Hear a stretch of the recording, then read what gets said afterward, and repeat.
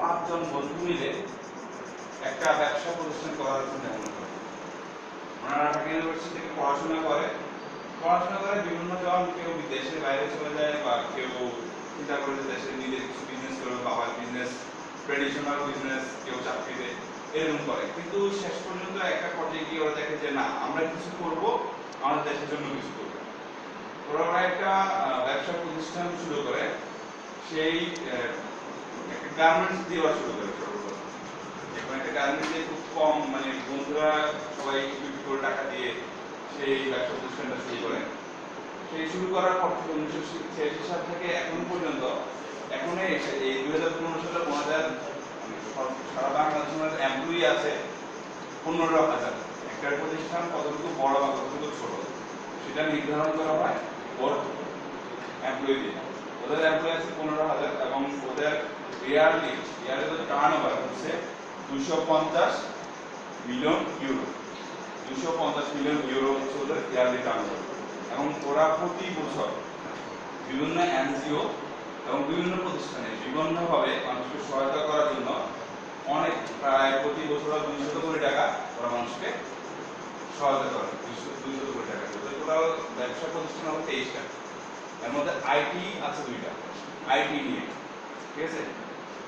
IT নিয়ে কাজ করে 2টা প্রতিষ্ঠান। আইটি নিয়ে কিছু কাজ করে, ওরা বিভিন্ন ব্যাংকের সাথে কাজ করে, বিভিন্ন ব্যাংকের সফটওয়্যার সাপ্লাই দেয়। একটা ব্যাংকের সফটওয়্যার আপনি যদি বলেন সিবিএস সিস্টেম, একটা ব্যাংকের সিবিএস সিস্টেম, আপনারা যদি দেখেন, যদি ব্যাংকে যান, আপনার নাম ঠিকানা বললে বা আপনার চেক নাম্বার দিয়ে দেখে ওরা বলে দিতে পারে কত টাকা আছে কি।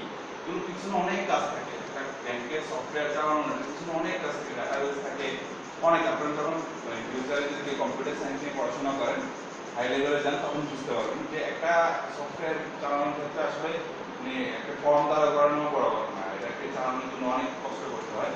তো ওই সফটওয়্যারগুলো সাপ্লাই দেয়। গভর্নমেন্টের সবচেয়ে বড় বড় যে কাজগুলো হয়, কয়েক শত কোটি টাকার কাজগুলো, অনেক বড় বড় কাজগুলো যেগুলো আইটিতে গভর্নমেন্ট ইনভেস্ট করে, সেগুলো ওরা আসলে তো এটা হচ্ছে ব্যাবিলন রিসোর্সেস লিমিটেডের ব্যাকগ্রাউন্ড। আপনারা ব্যাবিলন রিসোর্স সম্পর্কে যদি আরো কিছু জানতে হয় তাহলে আমাকে কোশ্চেন করবেন। সবচেয়ে বড় কথা হচ্ছে, আমি এমন একটা কোম্পানি দেখলাম, যদি এটা ব্যবসা প্রতিষ্ঠান, আপনারা কখনো যদি যান, ভিজিট করেন, আপনারা নিজেই মুগ্ধ হয়ে যাবেন। মানে বেসরকারি প্রতিষ্ঠানে সরকারের প্রতি বা বাংলাদেশের মানুষের প্রতি এত ভালোবাসা নিয়ে কোনো প্রতিষ্ঠান দেখেছি।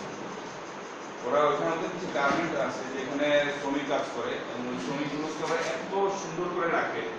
মহিলাদের জন্য যেটা বাচ্চাদের ডে কেয়ার সিস্টেম আছে, ঠিক আছে, ওইখানে ওদের নিজস্ব দোকানপাট আছে ভিতরে, যে সব কম মূল্যে দেওয়ার জন্য শ্রমিকদেরকে খাবার জন্য তারা খুব কম মূল্যে পায়, জন্য ওরা চিটাগাং থেকে সেটা আমদানি করে কোনো লাভ ছাড়া শ্রমিকদের কাছে বিক্রি করে।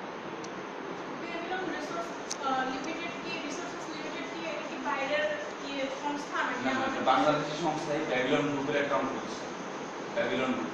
আপনাদের ওয়েবসাইট আছে, ব্যাবিলন গ্রুপের www.babylongroup.com, ঠিক আছে। আপনার ব্যাবিলন গ্রুপের ওয়েবসাইটে গিয়ে দেখতে পারবেন। আর ব্যাবিলন রিসোর্সেরও পার্সোনাল ওয়েবসাইট আছে, are learning and earning development project এটারও ওয়েবসাইট আছে। আপনারা এগুলো দেখলে, ওয়েবসাইট এবং ফেসবুকগুলো দেখলে আপনারা এই কোম্পানিগুলো সম্পর্কে ভালোভাবে জানতে পারবেন। তো ঠিক আছে রাসেল, আপনি